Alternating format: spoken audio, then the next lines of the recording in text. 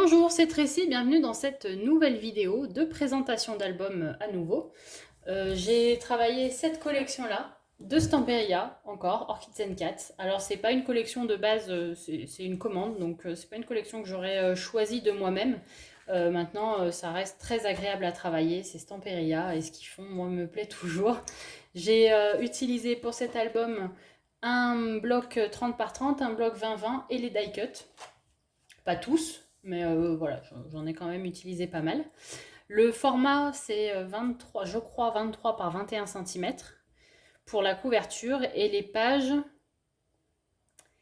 je crois que c'est 21 par 19, il me semble. Si c'est pas ça, je noterai la rectification dans la barre d'infos, mais je crois que c'est ça. Pour la couverture, comme bien souvent, je ne me suis pas,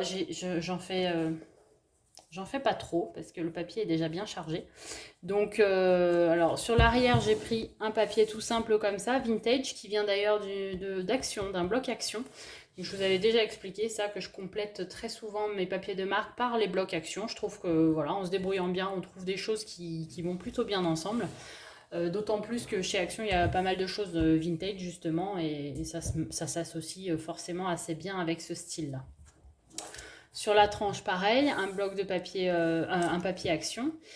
Et sur la couverture, j'ai utilisé des fleurs qui viennent de chez Action. Et ici, j'ai créé une petite carte. J'ai mis 2 aimants. Et ça me permet voilà, de créer une petite pochette surprise supplémentaire. J'ai ancré tout mon papier avec la Distress Vintage Photo. Et les rubans viennent de chez Nose. Donc voilà pour ce qui concerne les embellissements. Alors on attaque la première page. J'ai simplement fait un rabat.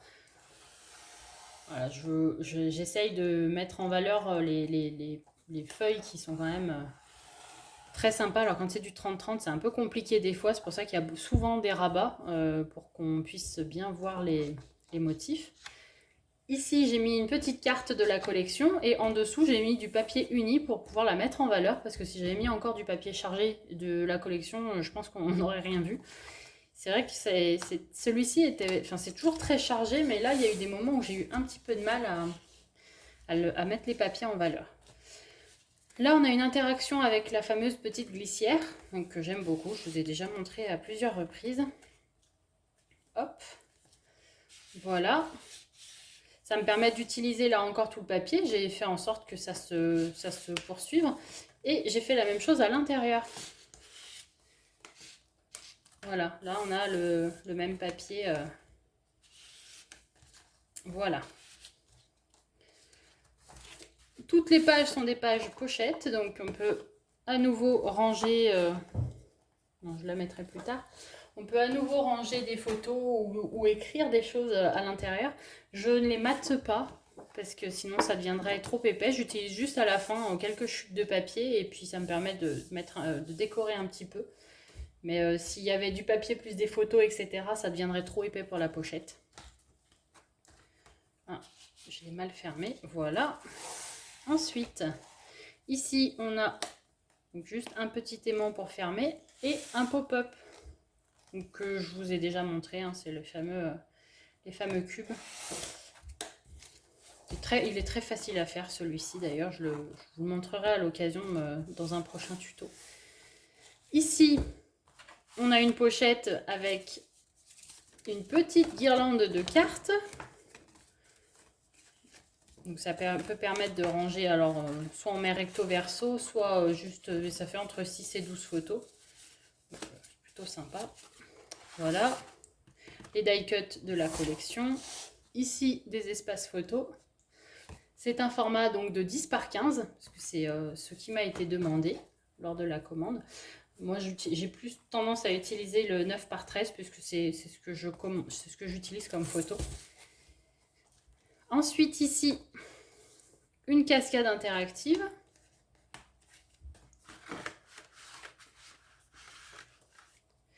Et en haut, on a une petite pochette et une carte. Alors la carte, on peut la ranger dedans. On peut ajouter encore des photos. Enfin, il y a vraiment de quoi faire.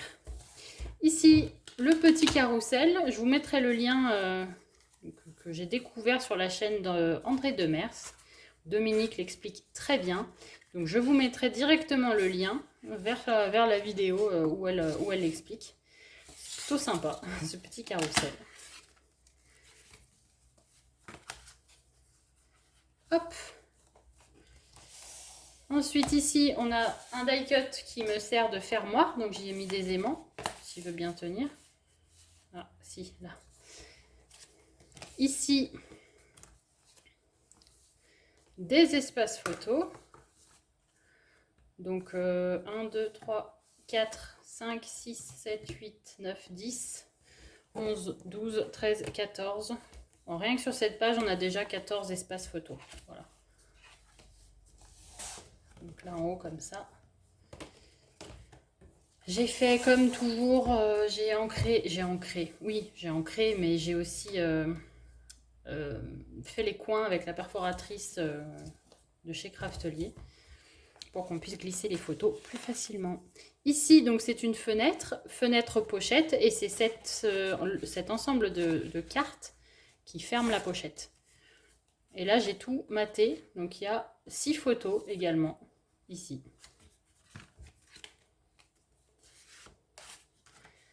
À l'intérieur, à nouveau, un petit accordéon. Voilà. Et on a deux tags. Enfin, deux tags. Ça ressemble fortement à des marque-pages. Et ils peuvent être utilisés d'ailleurs comme tels. Voilà. Ici. Et enfin, la dernière page, on a... Alors, il faut que je m'y prenne bien pour que vous voyez.